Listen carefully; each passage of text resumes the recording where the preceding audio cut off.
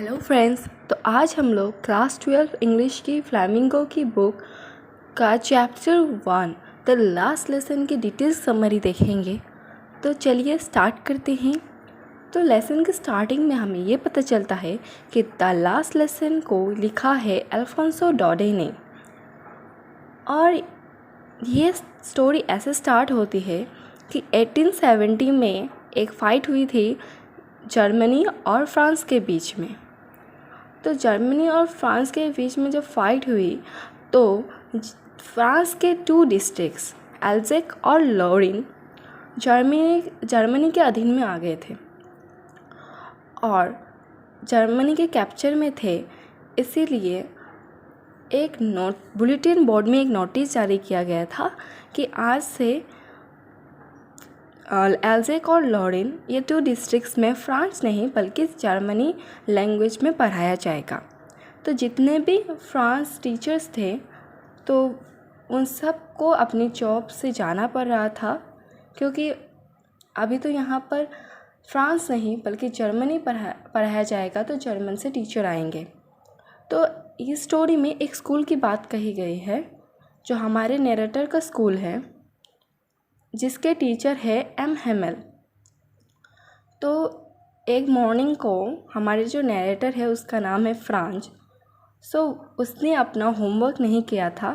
तो होमवर्क क्या था, एम हेमल ने कहा था कि तुम्हें जो है पार्टिसिपल्स याद करके आने हैं, लेकिन उसने किया नहीं था। वो खेलने में बिज़ी था और कुछ करके अपना टाइम पास कर रहा था। तो जब सुबह वो आ रहा था तो वो सोच रहा था कि मैं नहीं जाता स्कूल, नहीं तो टीचर फिर से मुझे डांटेंगे, पनिश करेंगे।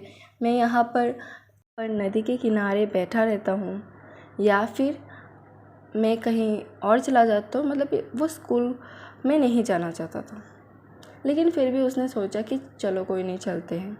फिर बीच में उसे जो सोल्जर्स है वो सब ड्रिल कर रहे थे, उसे वो दिखा। तो वो थोड़ी देर खड़ा होकर उसे देखा।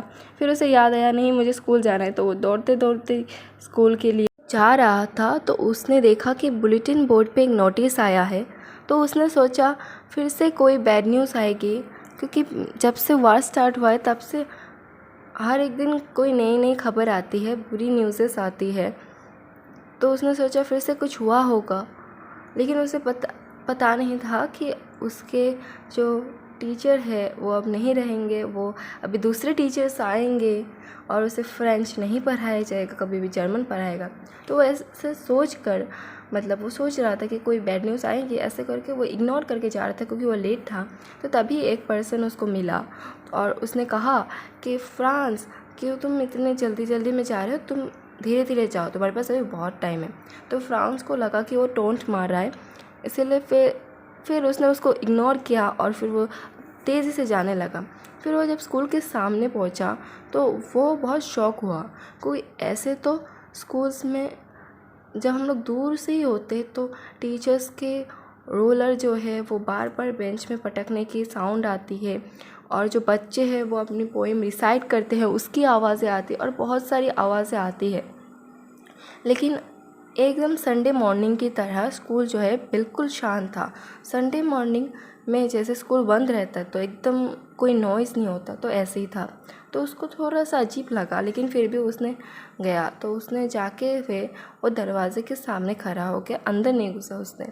तो उसने जब देखा कि एम हेमल जो है अपने बेस्ट ड्रेस पहने हुए थे, जो वैसे पार्टीज़ में पहनते हैं और इंस्पेक्शन वगैरह में पहनते हैं, स्पेशल ओकेज़न में पहनते हैं, ऐसे नहीं पहनते हैं।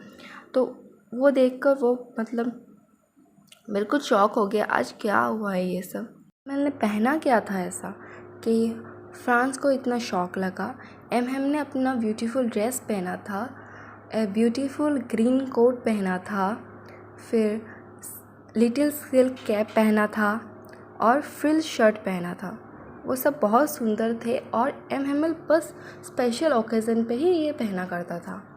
तो इसकी वजह से उसको थोड़ा शॉक लगा, लेकिन फिर भी कोई बात नहीं। उसने दरवाजे को खड़ा होकर वो सोच रहा था, उसने कुछ इतना रिएक्ट नहीं किया। फिर एम हेमल की नज़र फ्रांस में पड़ी तो फ्रांस को देखते हुए एमएमएल ने बिल्कुल गुस्सा नहीं किया और बहुत प्यार से बोला, लिटिल फ्रांस अंदर आओ, हम तुम्हारे बगैर ही स्टार्ट करने वाले थे। तो ये सुनकर उसको बहुत शौक लगा, क्योंकि इतने साल उसने एमएमएल के साथ ही पढ़ाई की है। एमएमएल ही उनके टीचर थे। जैसा कि आपको पता ही है कि एमएमएल ने उस जगह पे 40 इयर्स काम किए थे। तो इस 40 इयर्स की जर्नी में एमएमएल ने कभी इतनी अच्छे से बिहेव नहीं किया था, थोड़ा भी गुस्सा नहीं किया। तो फ्रांस बहुत शौक था, लेकिन वो फिर भी डरते हुए आके अपनी सीट पे बैठ गया और फिर इधर उधर उसने थोड़ी देर बाद इधर उधर देखा तो उसे पता चला कि जो बैक बेंचेस होते हैं जो अक्सर खाली रहते हैं, वहाँ पर जो है विलेज के ओल्ड पीपल्स आके बैठे हुए थे, फॉर्मर मेयर आके बैठे थे और बहुत सारे लोग आके बैठे थे। तो उसको मतलब थोड़ा अजीब लगा, ये क्या हो रहा है स्कूल में आज। तो ये सब सोच ही रहा था कि उसको एक आवाज़ सुनाई दी कि एमएमएल ने उसको बुलाया है। तो एमएमएल ने कहा कि अब तुम्हारी बारी है फ्रांस, तुम पार्टिसिपल्स को सुनाओ। तो फ्रांस तो बिल्कुल डर गया और घबरा गया, क्योंकि उसे तो आता नहीं था। तो उसने स्टार्टिंग में ही गड़बड़ कर दी, उल्टा पुल्टा कर दिया, मतलब कौन सा वर्ड कहाँ बोलना है, मतलब सब मिक्सअप हो गया। तो बहुत डर गया। उसने सोचा कि अब तो एमएमएल मुझे पनिश करेंगे, अब तो वो मुझे बहुत डांटेंगे। लेकिन एमएमएल ने उससे कहा कि डरो मत फ्रांस, इसमें तुम्हारी गलती नहीं है, इसमें हम सबकी गलती है, मेरी गलती है। क्योंकि जब भी मुझे फ़िशिंग में जाना होता था तो मैं तुम लोग को हॉलीडे दे देता था, मैं तुम लोग को अच्छे से पढ़ाता नहीं था। और मुझे जब अपने फूलों को पानी देना होता था तो मैं तुम लोग को फूलों को पानी देने के लिए भेज देता था क्लास के बीच में ही। तो ये सब मेरी गलती है। और उसने कहा ये सब तुम्हारे पेरेंट्स की भी गलती है, क्योंकि उन्होंने तुम्हें थोड़े पैसों के लिए तुम लोग को फार्म में काम करने के लिए भेजा, जबकि वो तुम लोग को पढ़ाई करने के लिए भेज सकते थे। लेकिन उन्हें लगा कि थोड़े ज़्यादा पैसे आएंगे, इसलिए तुम लोग को फार्म में काम करने के लिए भेज देते थे।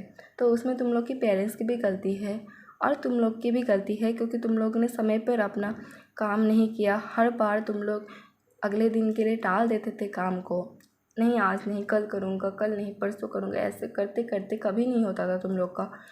इसीलिए ये हम सबकी गलती है, क्योंकि हम सब ने अपना अपना काम समय पर नहीं किया और अच्छे से नहीं किया। फिर एमएमएल ने जो है अपना लेसन स्टार्ट किया। फिर एमएमएल ने जो जो पढ़ाया उस दिन सब कुछ फ्रांस को एकदम इजीली और अच्छे से समझ में आया। एक भी मतलब चीज़ नहीं था जो उसको समझ नहीं आया। और एमएमएल ने भी बहुत अच्छी तरीके से पढ़ाया कि वो ऐसा दिखा रहे थे कि वो आज ही सब कुछ दे देना चाहते हैं। फिर जब हो गया उन लोगों की क्लास ख़त्म तो उन्होंने कहा कि जब तक एक इंसान को अपनी मदर लैंग्वेज आती होगी तब तक वो कभी बॉन्डेज में नहीं होगा किसी के भी। तो आखिर में एमएमएल ने अपने सारे बच्चों को एक एक नोट्स बुक दी। और फिर क्लास की एंड में एमएमएल कुछ बोल नहीं पा रहे थे कि वो बहुत भावुक हो गए थे। तो उन्होंने पीछे मुड़ के बोर्ड में लिखा वीवे ला फ्रांस, बड़े बड़े अक्षरों में लिखा। और उन्होंने हाथ से इशारा किया कि क्लास डिसमिस हो चुकी है, आप सब अभी जाओ। तो इस तरह से हमारा जो लास्ट लेसन है वो ख़त्म होता है। आई होप आपको ये स्टोरी अच्छी लगी होगी। तो इससे हम लोग को ये सीखने को मिलता है कि हमें समय पे अपना काम करना चाहिए, हमें कभी भी कल के लिए नहीं टालना चाहिए, क्योंकि हमको नहीं पता कि कल क्या होने वाला है, क्या हमें फिर से मौका मिलेगा अपने सब्जेक्ट्स को पूरा करने के लिए। हम लोग भी बहुत बार करते हैं कि एग्ज़ाम्स आ जाते हैं लेकिन हम लोग अपने चैप्टर्स को कभी पूरा नहीं करते और एग्ज़ाम के लास्ट डे में हमें रिग्रेट होता है, काश हमने ये पढ़ लिया होता, काश हमने इतना कर लिया होता तो हमारे अच्छे मार्क्स आ जाते। सो इसीलिए हम लोग को हमेशा अपना काम टाइम पे करना चाहिए। बाय।